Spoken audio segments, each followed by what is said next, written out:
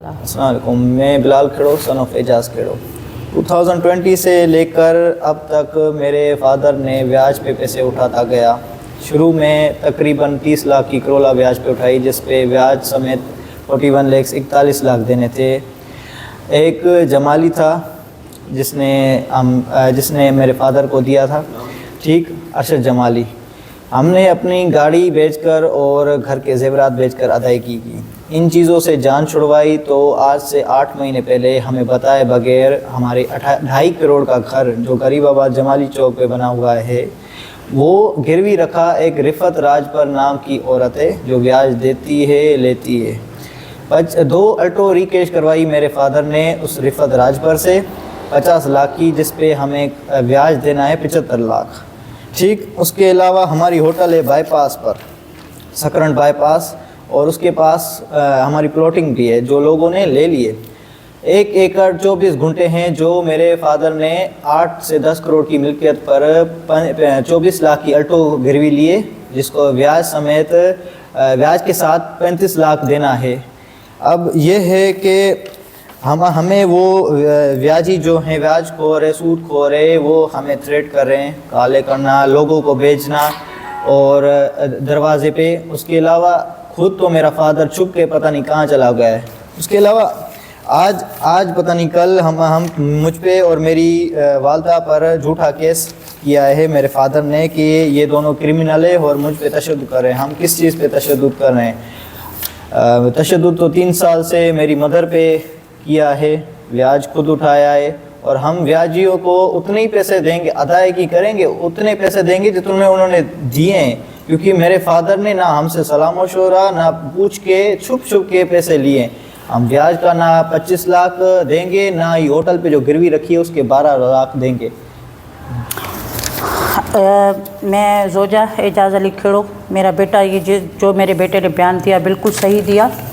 मुझ पे तशद्दुद करता था 3 साल से, बस किसी औरत के चक्कर में पड़ गया। उस औरत के चक्कर में ये सारे अपने घर जो बहुत हमने अपने हाथों से अपने बनाया था, एक ख्वाब था हमारा कि हमारा 2.5 करोड़ का घर 70 लाख में गिरवी रखा है, और उसके बाद 8-10 करोड़ की मालियत की ज़मीन और होटल है, वो इसने 35-30 लाख रुपए में गिरवी रखी है। अब ये ब्याजी हमें तंग कर रहे हैं। मेरे हस्बैंड तो रूपोश हो गए हैं। वो लोग हमें, जब हम अपने मतलब हमें तंग कर रहे हैं कि भाई ये मकान खाली करो, देख अभी उनका कोई वो न चारा चला, तो मेरे हस्बैंड ने हम दोनों पे क्रिमिनल केस करके, और पता नहीं कहाँ छुपा हुआ है, हाँ ब्याजी हमें तंग कर रहे हैं। मुख्तलिफ लोग आ रहे हैं हमें, ताकि ये लोग हरासा हो के घर खाली करें और यहाँ से चले जाएं, हम घर पे जो है वो कब्ज़ा करें। ये मेरे बच्चों की जायदाद है, मेरे बच्चों के हिस्से हैं, मेरे बच्चों को उनका हिस्सा मिलना चाहिए। ना हमें इन पैसों का पता है, ना हमने ब्याज देना है, ना हमने ये पैसा लिया है, ना हमें पता है। ये मेरे शोहर ने लिए हैं। ये जो ब्याजी है, इनसे हमारी जान छुड़ाई जाए। मैं आला हुकाम से रिक्वेस्ट करती हूँ। मुझे इतना तशद्दुद करने के बाद शोहर ने अब जहनी तरीके से, डिप्रेशन तरीके से, हर जिस्मानी तरीके से लोगों से भी अभी मुझे धमकियाँ दिलवा रहा है। मैं इस काबिल नहीं हूँ जो मैं ये कर्ज़ अदा कर सकूँ, खाने के लिए भी नहीं है। अब तो उन्होंने खर्च भी बंद किया। खर्च तो उन्होंने 3 साल से बंद किया, लेकिन फिर भी थोड़ा बहुत मैंने अपने बच्चों को पढ़ाने के लिए आगे किया। ना कभी किराया देता है, ना कभी लाइट के बिल देता है। वहाँ पे आप पूछ सकते हैं कि वहाँ पे किराए का मकान है, 4-4 महीने का किराया नहीं देता, फ़ीसें नहीं अदा करता, 6-6 महीने की फ़ीस। यहाँ तक कि बच्चों की एग्ज़ाम आ जाते थे, उनकी तरफ से लेटर आता था कि भाई आपके बच्चों को पेपर में बैठने नहीं देंगे, फ़ीस देंगे तो हम बैठने देंगे। उसके बाद में भी फिर अपना जेवर जो घर में होता था बेच के फ़ीस की अदायगी करती थी। अब हम आला हुकाम से SP, DSP, DIG साहब से ये करते हैं कि जो क्रिमिनल केस हम पे किया गया है माँ बेटों पे, क्या हम क्रिमिनल हैं? हम उन पे तशद्दुद, वो तो तकरीबन हमें हैदराबाद से आए 15 दिन हुए हैं। हम यहाँ पे उनको समझा रहे हैं कि भाई उनका कर्जा देना है, क्या करना है, तो वो मतलब भाग गया, खुद तो रूपोश हो गया। अब ये जो ब्याजी हमें तंग कर रहे हैं, ना हमने पैसा लिया है, ना हमें पता है। ये क्रिमिनल केस किया है कि मेरे बेटे और मैंने रिवाल्वर से, पिस्तौल से उसके बट मारे सर पे। ये वो हम SP, DSP, IG और DIG ऑफ नवाबशाह से हम यही दरख्वास्त करते हैं कि हमारी इन लोगों से ब्याजियों से, सूदखोरों से जान छुड़वाएं।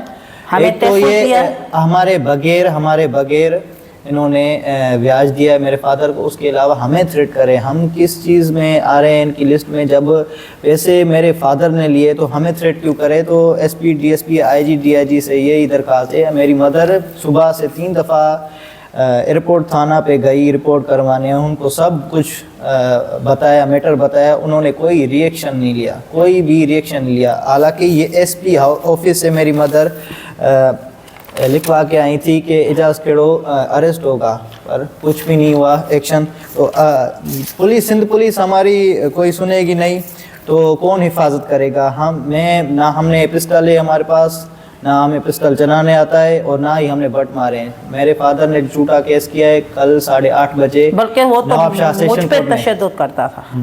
अब हम मेहरबानी करके इन व्याजियों से जान छुड़ाए, हमें जानी माली तहफ़्फ़ुज़ दिया जाए। अगर हमें कुछ कल कोई होता है तो इसका सारा क्रेडिट मेरे शोहर को, इन व्याजियों को। जिम्मेदार व्याजी और मेरा फादर जो है एजाज अली खेड़ो सन ऑफ तुराब अली खेड़ो है।